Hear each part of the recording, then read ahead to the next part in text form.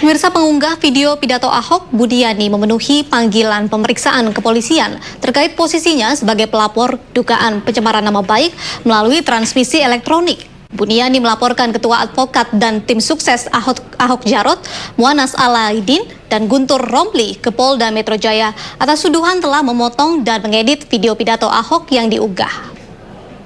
Begini saja, Anda riset yang baru nanya ke saya, kalau itu kan Anda nggak profesional jadi wartawan. Saya sudah riset, Pak. Anda tidak profesional jadi wartawan kalau Anda tidak melakukan riset. Jadi kalau Anda melontarkan pertanyaan kayak begitu, menjudge, itu namanya bukan wartawan yang baik. Itu kan dari pendapat. Kalau Anda tidak melakukan itu, Anda bukan profesional, ngerti nggak maksud saya? Kalau menurut Bapak, akurasi sangat penting tidak Pak sebagai Oke, ya. Anda memaksa saya untuk melakukan sesuatu, saya bisa somasi Anda. Kalau Anda terus-menerus kayak begitu. Nah, ini kadang Seperti inilah reaksi Buniani saat menanggapi pertanyaan dari salah satu media atas kasus dugaan menyebarkan informasi menyesatkan yang menjerat dirinya. Buniani terlihat emosional dan mengancam akan mensomasi media televisi swasta tersebut. Buniani tiba di Polda Metro Jaya dengan didampingi kuasa hukumnya. Kuasa hukum Buniani, Aldwin Rahadian, menilai seharusnya proses hukum yang menimpa kliennya dihentikan sejalan dengan penetapan Ahok sebagai tersangka.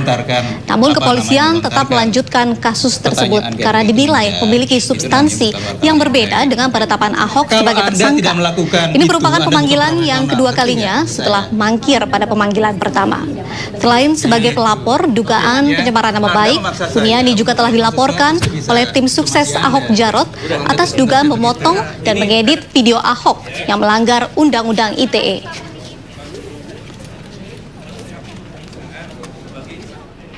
laporan Pak Buni terhadap orang-orang yang diduga memfitnah mencemarkan nama baik itu sekarang prosesnya dinaikkan ke penyidikan. Nah, kalau sudah penyidikan, mereka ini kan berpotensi sebagai tersangka. Yang kedua, bahwa dengan dinyatakan Pak Ahok itu sebagai tersangka, secara tidak langsung apa yang dituduhkan kepada Pak Polda Metro Jaya akan meminta keterangan Buniani terkait video pidato Ahok. Buniani dipanggil sebagai pelapor atas pencemaran nama baik. Sementara itu, selain sebagai pelapor, polisi juga terus mengembangkan kasus yang sama dengan terlapor Buniani.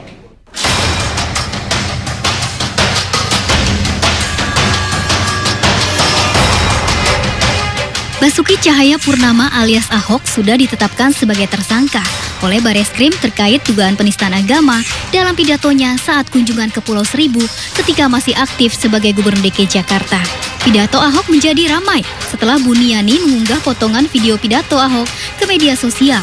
Buniani pun dilaporkan ke Polda Metro Jaya karena dituding sebagai penyebab terjadinya kegaduhan di masyarakat. Polisi pun akan memeriksa kembali Buniani pasca penetapan Ahok sebagai tersangka. Buniani rencananya akan dipanggil untuk dimintai keterangan lanjutan. Namun pemanggilan kali ini bukan sebagai terlapor, melainkan sebagai pelapor karena merasa nama baiknya dicemarkan. Terkait dengan perkembangan kasus Buniani, memang ada dua kasus. Yang pertama yang bersangkutan sebagai pelapor. Yang bersangkutan sudah kita lakukan pemanggilan, tidak bisa hadir dengan alasan tertentu. Kemudian kita lakukan pemanggilan kedua, kemungkinan besok baru mau hadir. Itu untuk laporan yang bersangkutan sebagai pelapor. Terkait yang bersangkutan sebagai terlapor, kita sudah melakukan pemeriksaan saksi ya. Ada sekitar 9 yang kita sudah periksa untuk update terakhir dari Kasubdit Cybercrime Ditreskrim Sus Polda Metro Jaya. Sedangkan sebagai terlapor, polisi belum menentukan jadwal pemanggilan lagi setelah pemeriksaan pekan lalu. Namun berulang kali, Buniani membantah jika dituding sebagai pengunggah video pidato Ahok yang menyebabkan kegaduhan di masyarakat. Saya bersaksi demi Allah, ini urusannya demi Allah ya, dunia akhirat. Kalau Anda seorang muslim, kalau sudah sumpahnya seperti begitu, berarti sudah serius sekali ya. Saya bersumpah demi Allah tidak mengubah apa-apa di dalam video tersebut, sama sekali tidak. Karena apa? Karena saya tahu itu adalah fitnah. Saya membaca undang-undang ITE, saya membaca undang-undang pers, saya membaca undang-undang tentang penyiaran. Saya mengajar mata kuliah itu Indonesian Media System di kampus. Jadi saya mengajar itu di kampus. Jadi saya tahu betul loh. Saya tahu betul kami sudah hafal membaca undang-undang itu bersama mahasiswa. Jadi kalau saya melakukan itu memang saya pantas masuk penjara. Tetapi saya tidak melakukan itu. Saya sama sekali tidak melakukan itu ya. Mengubah isi dari video tersebut. Nah jadi mudah-mudahan klarifikasi ini tas ke masyarakat. Yang beredar selama ini itu semuanya bohong semua. Kasus dugaan penistaan agama ini memang sensitif. Bahkan ratusan ribu umat Islam menggelar aksi damai pada 4 November lalu. Meskipun para peserta aksi mengaku menggelar aksi bukan karena adanya video yang diunggah oleh Buniani, namun polisi tetap akan menindaklanjuti dan mendalami sejumlah laporan yang menyeret Buniani.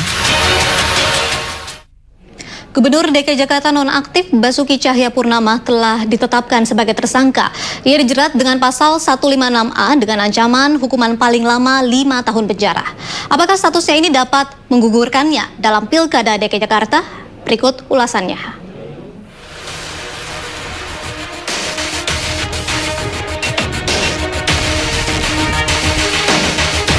Gubernur DKI Jakarta nonaktif Basuki Cahayapurnama telah ditetapkan sebagai tersangka oleh Badan Reserse Kriminal Mabes Polri. Penetapan tersangka ini berdasarkan hasil gelar perkara yang digelar sebelumnya. Meskipun ada perbedaan pendapat dalam gelar perkara, namun secara umum pihak-pihak yang terlibat dalam gelar perkara menyatakan Basuki Cahayapurnama layak ditetapkan sebagai tersangka. Setelah dilaksanakan diskusi oleh tim penyelidik, akhirnya dicapai kesepakatan. Meskipun tidak bulat, namun didominasi oleh pendapat yang menyatakan perkara ini harus diselesaikan di peradilan yang terbuka. Konsekuensinya, proses penyelidikan ini akan ditingkatkan ke tahap penyidikan. Dengan menetapkan Saudara Insinyur Basuki Cahayapurnama MM alias Ahok sebagai tersangka dan melakukan tindakan pencegahan untuk tidak meninggalkan wilayah Republik Indonesia. Dalam kasus dugaan penistaan agama ini, Ahok dikenakan pasal 156 dan 156A Kitab Undang-Undang Hukum Pidana. Pasal 156 KUHP menyatakan barang siapa di muka umum menyatakan perasaan permusuhan, kebencian, atau penghinaan terhadap suatu atau beberapa golongan rakyat Indonesia diancam dengan pidana penjara paling lama 4 tahun. Selanjutnya, di dalam pasal 156A, orang yang terbukti menistakan agama dapat dijatuhi hukuman paling lama 5 tahun penjara. Selain dijerat dengan pasal-pasal penistaan agama dalam KUHP, Ahok juga dijerat dengan pasal 28 ayat 2 Undang-Undang Informasi dan Transaksi Elektronik karena dianggap menyebarkan informasi yang ditujukan untuk menimbulkan rasa kebencian. Ancaman pidana dalam Undang-Undang ITE ini adalah penjara paling lama 6 tahun dan atau denda paling banyak 1 miliar rupiah. Menanggapi statusnya sebagai tersangka ini, Ahok langsung menggelar jumpa pers di Rumah Pemenangan Jalan Lembang, Menteng, Jakarta Pusat. Ahok meminta para pendukungnya menerima dengan ikhlas status tersangka yang disandangnya. Ahok juga menyatakan siap menjalani proses hukum selanjutnya, bahkan bertekad untuk memenangkan Pilkada DKI Jakarta dalam 1 putaran. Kami mengucapkan terima kasih pada dukungan kepada kami sebagai calon gubernur maupun wakil gubernur oleh para pendukung kami. Makanya kami menghimbau kepada seluruh pendukung untuk menerima status tersangka saya dengan ikhlas. Karena kita yakin polisi kita pasti profesional menetapkan ini sebagai tersangka. Jadi kita coba ingatkan pada pendukung, ini bukan akhir, kita kan ada proses pengadilan yang kita harapkan akan terbuka. Dan kita harap teman-teman TV juga bisa kayak kopi sianidanya Jessica, bisa ditonton semua. Dan ingat 15 Februari pemilihan, kami tetap ikut. Ya tolong para pendukung kami tetap datang ke TPS untuk memenangkan kami 1 putaran. Kita harapkan. Sehingga ini akan menunjukkan sebuah proses yang baik untuk negara kita. Saya kira ini sebuah proses demokrasi yang baik bagi saya ini di pengadilan bukan memperjuangkan sebuah kasus Ahok saja. Ini untuk menentukan arah NKRI ini mau gimana ke depan. Karena kita yakin setiap orang itu sama di muka hukum. Ya, saya terima kasih kepada kepolisian yang sedang memproses. Tersangka ini bagi saya sesuatu saya akan terima. Kita akan ikuti semua proses hukum dengan baik. Dan saya kira ini satu contoh yang baik untuk demokrasi. Saya kira itu. Dan untuk teman-teman yang memang tetap mendukung, saya harapkan tetap semangat. Kita buat satu putaran buat Ahok Jarot. Lantas bagaimana dengan langkah Ahok dalam Pilkada DKI Jakarta? Akankah ia didiskualifikasi lantaran berstatus tersangka? Komisioner KPUD DKI Jakarta Betty Epsilon Idrus menyatakan penetapan Basuki Cahayapurnama atau Ahok sebagai tersangka tidak mempengaruhi pencalonannya dalam Pilkada DKI Jakarta. Ia masih bisa mengikuti proses tahapan pilkada termasuk kampanye karena status hukumnya baru sebatas tersangka. Syarat sebagai calon sepanjang belum merupakan terpidana yang berkekuatan hukum tetap dan ada batas waktunya untuk penggantian itu selambat-lambatnya 30 hari sebelum hari pemungutan suara. Jadi kan beliau kan belum, iya, dan betul, dan beliau kan masih akan menjalani proses hukum selanjutnya sampai kemudian ada putusan yang berkekuatan hukum tetap, maka beliau masih bisa. Nanti ketika pelantikan itu beda lagi. Kalau misalnya sudah terpidana berkekuatan hukum tetap, yang bersangkutan setelah dilantik langsung digantikan. Jika seorang tersangka akhirnya dinyatakan bersalah oleh pengadilan negeri atau pengadilan tingkat pertama, maka ia bisa melakukan upaya hukum jika tidak terima dengan vonis hakim di tingkat pertama, yaitu dengan mengajukan banding. Jika tidak puas dengan putusan banding, terpidana bisa mengajukan upaya hukum kasasi. Namun jika tidak puas juga, terpidana bisa melakukan upaya hukum terakhir yaitu peninjauan kembali. Lama atau tidaknya proses hukum yang dijalani seseorang tergantung dengan peraturan dan prosedur di masing-masing tingkatan peradilan. Dalam beberapa kasus, proses peradilan hingga ke tingkat peninjauan kembali memakan waktu hingga bertahun-tahun. Tim Liputan MNC Media memberitakan.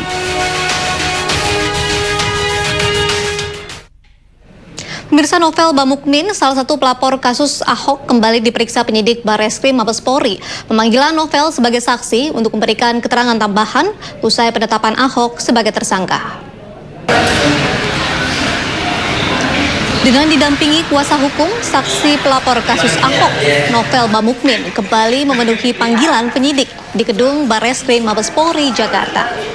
Salah satu tokoh Front Pembela Islam ini dipanggil untuk kembali memberikan keterangan dalam konteks penyidikan pasca ditetapkan Ahok sebagai tersangka. Menurut kuasa hukum Novel, Habibur Rahman, kliennya dimintai keterangan tambahan selama 3 jam mengenai pernyataan Ahok di e-book yang masuk dalam Undang-Undang Informasi dan Transaksi Elektronik ITE.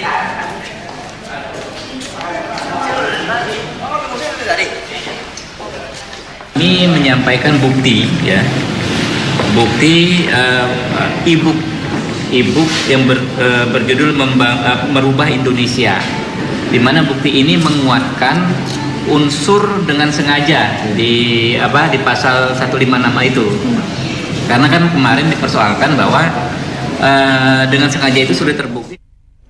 Polisi menangguhkan penahanan 4 anggota Himpunan Mahasiswa Islam yang ditahan pasca aksi 4 November lalu.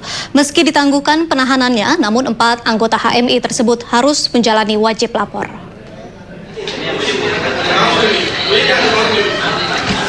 4 anggota HMI yang ditahan sejak 8 November lalu kini dapat menghirup udara bebas. Polisi mengabulkan penangguhan penahanan karena 4 anggota HMI harus menjalani proses pendidikan di perguruan tinggi masing-masing dan akan mengikuti ujian semester. Meski ditangguhkan penahanannya, namun 4 anggota HMI tersebut harus menjalani wajib lapor.